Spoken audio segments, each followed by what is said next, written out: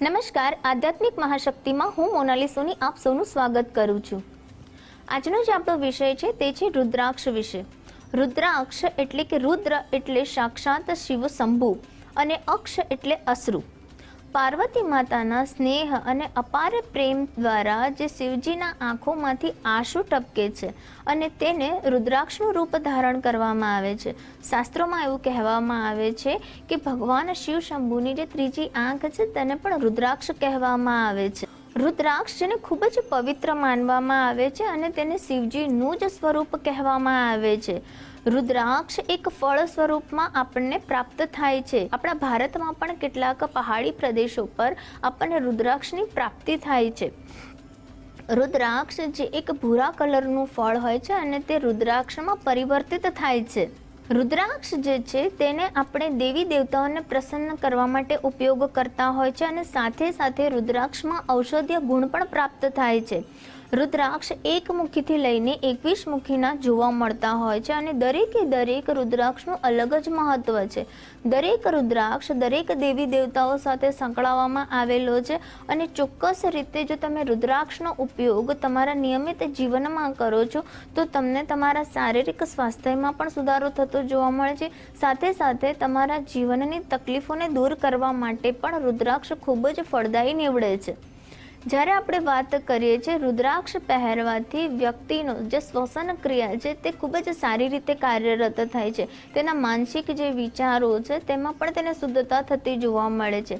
નકારાત્મક વિચારો રુદ્રાક્ષ પહેરવાથી દૂર કરી શકાય છે અને સાથે સાથે રુદ્રાક્ષ પહેરવાથી વ્યક્તિને જે જીવનમાં કેટલાક કાર્યો જે તેને અટકી રહ્યા છે તે કાર્યો પણ પરિપૂર્ણ થવા લાગે છે।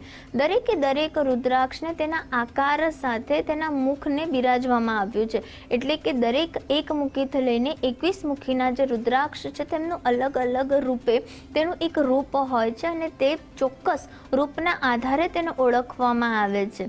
જ્યારે એકમુખી રુદ્રાક્ષ હોય છે ત્યારે તેનો જે શેપ હોય છે એક મુખવાળો હોય છે માટે તેને એકમુખી ગણવામાં આવે છે। આ પ્રકારે 2 મુખ 3 મુખ 4 મુખ એવી રીતે 21 મુખી રુદ્રાક્ષની ઓળખ આપવામાં આવે છે કે એકમુખી રુદ્રાક્ષ સાક્ષાત શિવજીનું સ્વરૂપ માનવામાં આવે છે અને તેને ધારણ કરવાથી એક દુર્લભ શક્તિનો સંચાર વ્યક્તિના જીવનમાં થાય છે। આગળ જ્યારે વાત કરીએ તો દાંપત્ય જીવનને લગતી જો સમસ્યા હોય તો વ્યક્તિએ 2 મુખી રુદ્રાક્ષ ધારણ કરવો જોઈએ।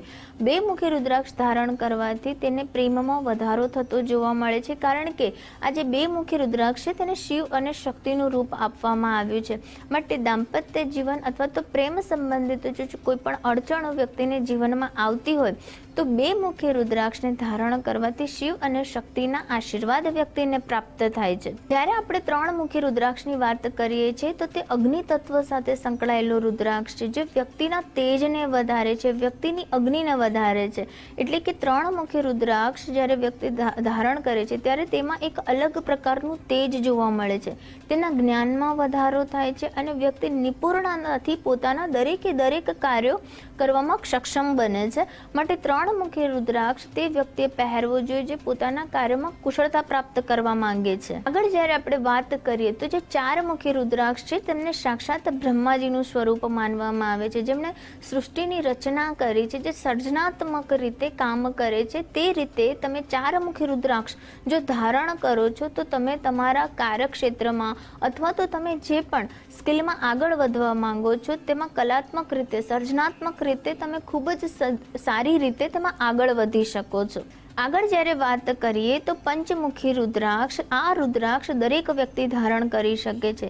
પોતાની કુંડલીના કોઈ પણ પ્રકારના અશુભ દોષોથી જો વ્યક્તિ પીડિત હોય તેમાં પણ ખાસ કરીને રાહુને શાંત કરવા માટે, વારંવાર આવતી જીવનની મુશ્કેલીઓને દૂર કરવા માટે પણ વ્યક્તિ પંચમુખી રુદ્રાક્ષ ધારણ કરે છે તો તેને ખૂબ જ વિશેષ ફળ પ્રાપ્ત થાય છે। પંચમુખી રુદ્રાક્ષને 5 પાંડવોનું રૂપ પણ કહેવામાં આવે છે અને એના કારણે પાંચમુખી રુદ્રાક્ષ ધારણ કરવાથી વ્યક્તિને કોઈ પણ જગ્યાએ વિજય પ્રાપ્ત થાય છે, તેને સફળતા પ્રાપ્ત થાય છે। આગળ જ્યારે આપણે વાત કરીએ છીએ 6 મુખી રુદ્રાક્ષને જે કાર્તિકેય ભગવાન સાથે જોડવામાં આવ્યો છે. કાર્તિકેય જે યુદ્ધના દેવતા છે અને તે દરેકે દરેક વિદ્યામાં પારંગત છે. અને જ્યારે તમારે દરેકે દરેક રીતે દરેક ક્ષેત્રમાં પારંગત થવું છે, વિજય પ્રાપ્ત કરવી છે, સફળતા પ્રાપ્ત કરવી છે, ત્યારે પણ 6 મુખી રુદ્રાક્ષ ધારણ કરવાથી પણ વ્યક્તિને વિશેષ લાભ થઈ શકે. આગળ જ્યારે આપણે વાત કરીએ સપ્તમુખી રુદ્રાક્ષની. સપ્તમુખી રુદ્રાક્ષ એટલે કે રુદ્રાક્ષનું સપ્ત સ્વરૂપ અને તેને સપ્ત ઋષિઓનું માન આપવામાં આવ્યું છે. સપ્તમુખી રુદ્રાક્ષ જે લોકોને પણ પોતાના બિઝનેસમાં વારંવાર નુકસાન થતું હોય, ધંધામાં બરકત ન થતી હોય, તે લોકો પણ સપ્તમુખી રુદ્રાક્ષ ધારણ કરી શકે છે. સપ્તમુખી રુદ્રાક્ષમાં માતા લક્ષ્મીજીનો વાસ હોય છે અને આ રુદ્રાક્ષ પહેરવાથી વ્યક્તિને ધન ધાન્ય સંબંધિત અને પોતાના વ્યવસાય લક્ષ્ય સંબંધિત જે કોઈ પણ સમસ્યા છે તેમાંથી તેને જલ્દી નિરાકરણ મળે છે અને વ્યક્તિ ખૂબ જ ઝડપથી પ્રગતિ કરી શકે છે. જ્યારે કોઈ પણ વ્યક્તિએ દેવી શક્તિ પ્રાપ્ત કરવી હોય છે ત્યારે માતાના વિશેષ આશીર્વાદ પ્રાપ્ત કરવા માટે 9 મુખી રુદ્રાક્ષ ધારણ કરવું જોઈએ. કારણ કે જે આપણા ગ્રહ છે તેની સંખ્યા 9 છે એટલે માતા દુર્ગા 9 સ્વરૂપમાં વ્યક્તિને આશીર્વાદ પ્રાપ્ત કરાવે છે. ત્યારે વ્યક્તિએ કોઈ પણ દેવી શક્તિનું ખૂબ જ સારી રીતે પરમાત્મા સાથે જોડાણ કરવા અને આશીર્વાદ પ્રાપ્ત કરવા માટે પણ 9 મુખી રુદ્રાક્ષ જો વ્યક્તિ ધારણ કરે છે તો તેને સુખ અને સમૃદ્ધિમાં પણ વધારો થાય છે અને તેને માતાજીના દેવીના આશીર્વાદ પણ પ્રાપ્ત થાય છે. રુદ્રાક્ષ એ કુદરત દ્વારા આપવામાં આવેલું તે વરદાન છે જેમાં વ્યક્તિ પોતાના અર્થ, ધર્મ, કામ અને મોક્ષની પ્રાપ્તિ કરી શકે છે. કહેવાય છે કે રુદ્રાક્ષમાં સ્વયંભૂ શિવ વસે છે, માટે રુદ્રાક્ષ ધારણ કરવાથી સાક્ષાત શિવજી તે વ્યક્તિની રક્ષા કરે છે અને તેના દરેક કાર્યમાં કુશળતા અને સફળતા પ્રાપ્ત કરાવે છે. રુદ્રાક્ષ તમે તમારા કલ્યાણ માટે ધારણ કરવામાં આવે છે ત્યારે કેટલાક નિયમોનું તમારે ચોક્કસથી તેનું અનુસરવા જોઈએ. રુદ્રાક્ષ ધારણ કર્યા બાદ તમારે માંસ મદિરાનું સેવન ન કરવું જોઈએ, કોઈ પણ વ્યક્તિને હેરાન ન કરવો, જુઠ્ઠું બોલવું કે કપટ ન કરવું જોઈએ, કોઈ પણ વ્યક્તિ પ્રત્યે ઈર્ષા ન રાખવી જોઈએ. તમારામાં શુદ્ધ અને સાત્વિક વિચારો પ્રેરાય તે માટે તમે રુદ્રાક્ષ ધારણ કરો છો તો ચોક્કસથી તમને ફાયદો થાય છે.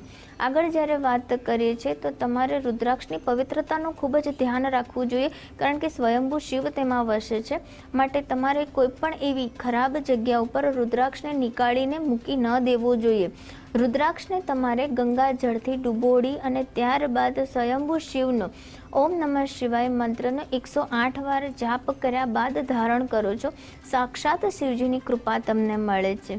રુદ્રાક્ષના અલગ અલગ ફળોને ખૂબ જ સારા રાખવા માટે સરસવના તેલમાં થોડી હળદર નાખીને જો રુદ્રાક્ષને ડુબોળવામાં આવે તો રુદ્રાક્ષ હંમેશા તાજો અને ખૂબ જ સારો રહે છે. જેથી કોઈ બી રીતે ખરડાઈ ગયેલો રુદ્રાક્ષ હોય તો તમારે તેને નદીમાં પધરાવી દેવો અને ત્યારબાદ શુદ્ધ રીતે પવિત્ર રીતે તમારે રુદ્રાક્ષ ધારણ કરવો જોઈએ.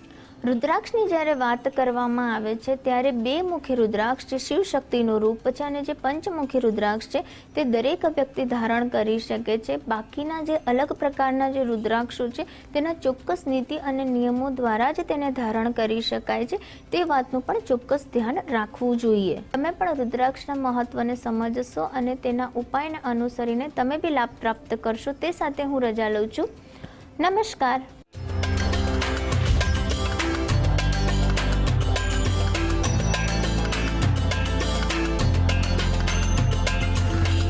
અમદાવાદમાં મહાકાલના દર્શન મળે ત્યારે એક જ વાત નિશ્ચિત થાય છે. નિરાકાર, નિર્ગુણ, નિર્મોહી, નિર્વિકારી તથા સત અને અસતના સ્વામી ભક્તો પર કૃપા કરવા સ્વેચ્છાએ સગુણ સ્વરૂપ ધારણ કરે છે. આવા દયાળુ પ્રભુને સત સત નમન. કાળના પણ કાળ હોવા છતાં સાવ સહજ અને સાધ્ય એ જ તો શિવ છે. શિવજીની આવી જ સહજ કૃપા અને પ્રેમના આપણે પાત્ર બનીએ અને તેમની નિકટતાનો જીવનભર અનુભવ કરીએ. એ જ ઝંખના સાથે હવે આજની આ કડીનું કરીએ સમાપન. પણ આવતીકાલે ફરી મળીશું અને આગળ વધારીશું શ્રાવણી શ્રદ્ધાને સાકાર કરતી આપણી તપોભૂમિ ગુજરાતની આ યાત્રા. ત્યાં સુધી સૌને હર હર મહાદેવ.